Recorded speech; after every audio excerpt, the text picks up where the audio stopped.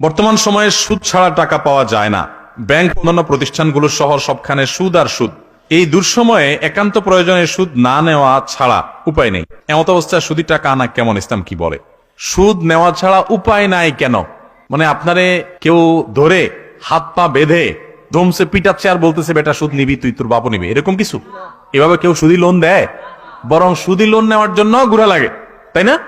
সুদকে আল্লাহ তাআলা হারাম করেছেন, শুধু হারাম না, ভালো করে শুনে রাখেন। পৃথিবীতে যত হারাম বক্ষণ আছে, যত হারাম আছে, এর ভিতরে সবচেয়ে ভয়াবহ হারামের নাম হলো সুদ। সুদের চাইতে ভয়াবহ হারাম আরেকটা।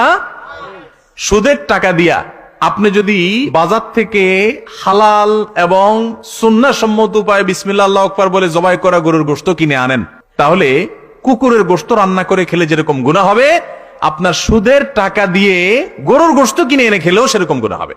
ভাইরা আমার, একটা জিনিস লক্ষ্য রাখবেন, কোরআন যেটাকে, ইসলাম যেটাকে, হাদিস যেটাকে সবচেয়ে কঠোর ভাবে নিষেধ করছে, ওইটা পৃথিবীতে সবচেয়ে বেশি আমাদেরকে করতে বাধ্য করা হয়। অনেকটা, সব ক্ষেত্রে না, অনেক ক্ষেত্রে বাধ্য করার মতো অবস্থা হয়। গোটা পৃথিবীর সিস্টেমটা এটার উপর দাঁড়ায়। এটা হলো শয়তানি সিস্টেম, শয়তান তার দোসরদেরকে দিয়ে পৃথিবীতে করা। এই জন্য সুদের বিরুদ্ধে আমাদেরকে সংগ্রাম করতে হবে, যুদ্ধ করতে হবে। আল্লাহ আমাদেরকে সে তৌফিক দান করুন।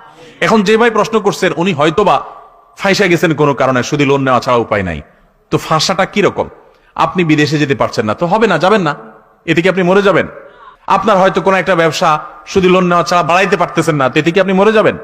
আপনার একটা বাড়ি সুদি লোন না নিয়ে করলে যেটুকু করছেন সেটুকু ধ্বংস হয়ে একেবারে ইট খুলে পড়ে যাবে? তাহলে আমরা এগুলাকে বলি যে নিরুপায় হয়ে সুদি লোন নেই। জি না, এটা নিরুপায় বলে না। আপনি নিজের দিনকাল একটু ভালো করার জন্য সুদের কাছে যাচ্ছেন, আল্লাহর ওয়াস্তে সুদের কাছে যাবেন না, হালালে থাকবেন। বারবার কোরআনে আল্লাহ তাআলা নিষেধ করেছেন। আল্লাহর সঙ্গে, আল্লাহ রাসূলের সঙ্গে যুদ্ধ করার শামিল সুদের মতো এরকম ভয়াবহ আরেকটা অপরাধ নাই। কিন্তু না জেনে আমরা অবলীলায় সুদের কারবার করছি। এবং প্রশ্নে ঠিকই লিখেছেন যে গোটা পৃথিবী আর সুদের উপর দাঁড়িয়ে আছে, গোটা পৃথিবী সুদের উপরে দাঁড়িয়ে আছে। আল্লাহ তাআলা আমাদের সবাইকে এই হারামকে না করার মতো ইমানের শক্তি দান করুন।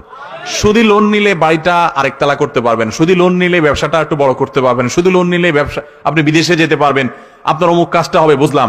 তো আল্লাহর জন্য যখন সুদের এই লোনটা বাদ দিবেন, বাদ দেওয়ার কারণে যে ক্ষতিটা হবে, এই ক্ষতির বিনিময়ে আল্লাহকে বলতে পারবেন, আল্লাহ তোমার ভয়ে, তোমার নিষেধাজ্ঞার কারণে আমি চাইলে হারামে যায় আমি বিদেশ যেতে পারতাম, বিল্ডিং করতে পারতাম, আমি করি নাই আল্লাহ। তো তোমাকে খুশি করার জন্য এই স্যাক্রিফাইসটা করছি, এই ত্যাগটা করছি, তুমি আমাকে জান্নাত দিও। আশা করা যে আপনি আল্লাহর কাছে জান্নাত পাবেন। কিন্তু দুনিয়াতে হারাম খাবেন, আবার বলবেন আল্লাহুম্মা ইন্নী আসআলুকাল জান্নাহ, আল্লাহ দুনিয়াতে সুদ খাইছি, হারাম তো খাইছি, জান্নাতের গুলো খাইতে চাই। কি বলেন? মোগরের মায়ের একটা নিচে পড়বে? আল্লাহ আমাদেরকে হারাম বর্জন করার তৌফিক দান করুন।